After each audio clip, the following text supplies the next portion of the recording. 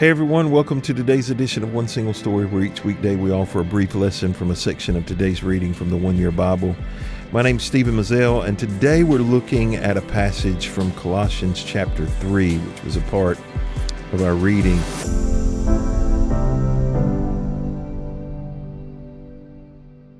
There are two verses that I want to zero in on. It's verses 23 and 24, and he says, "Work willingly at whatever you do, as though you were working for the Lord rather than for people. Remember that the Lord will give you an inheritance as your reward, and that the master you are serving is Christ." So Paul here is writing to the believers at Colossae, and it's a mix of slaves, of servants, of free people.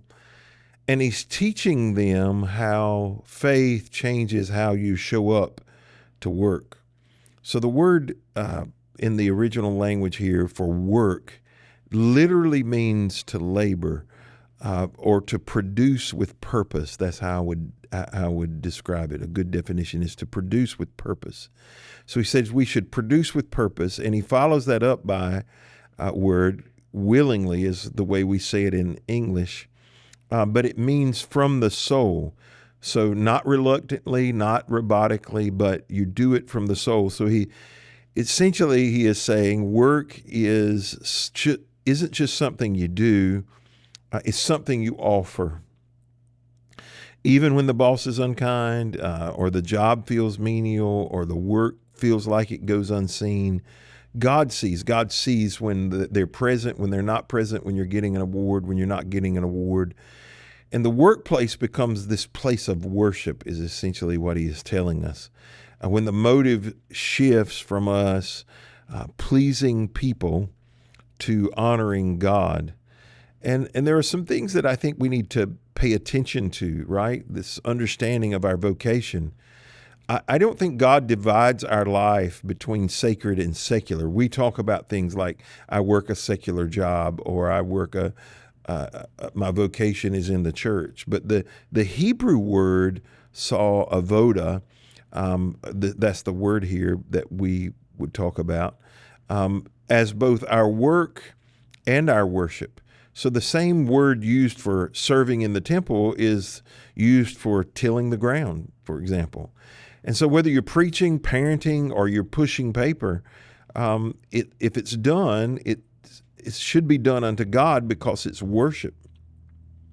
And then he talks about this inheritance. He gives some inheritance language. He uses inheritance intentionally because he is speaking to people who are slaves, and slaves would not inherit anything. And he's saying God gives you an eternal reward. There is an eternal reward that goes with this, with your earthly faithfulness.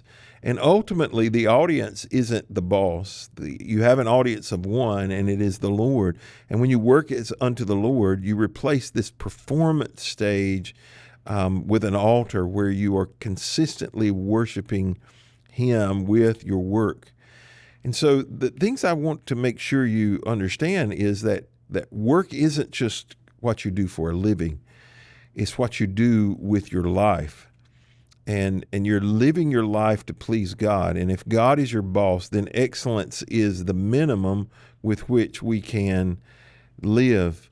There are a couple of things that come to mind when I think of this, stories that I have heard over the years. One is a true story. It was President Kennedy who was visiting NASA in the 60s. And he met this janitor who is sweeping the hallway, and he asked this janitor, he said, "What are you doing?" Then the janitor replied, "I'm helping put a man on the moon." And I think he had the right attitude, right? He understood that it was bigger than just what he was doing at that moment. There was a bigger purpose. The other one was about these stone cutters. This man came upon 3 stone cutters who were working. And so he asked the first one, he says, "What are you doing?" And he said, "I'm cutting stone." And so he asked the second one, he said, "What are you doing?" He said, "I'm earning a wage." But when he asked the third one said, "I'm building a beautiful cathedral." You see, all 3 of them were doing the same work, but only one of them understood his purpose. One thought his purpose was to cut stone. One thought his purpose was to earn a wage. The other one understood that his purpose was to build a temple. And so I would encourage you today to shift your perspective And see your work as an offering. See it as an opportunity to worship. Even ordinary tasks can become sacred when you do it in God's name. And understand that excellence is not perfectionism, but it's devotion expressed through diligence. And your success in your life, true success, is not measured by titles. Really, it's measured by faithfulness. And so I want to remind you today, work like God signs your check, like heaven is the HR department, and like worship starts when your workday does. And I think it'll change everything. I appreciate you joining us today on One Single Story. Hope you'll continue to join us and be back tomorrow as we continue our conversation around the One Year Bible.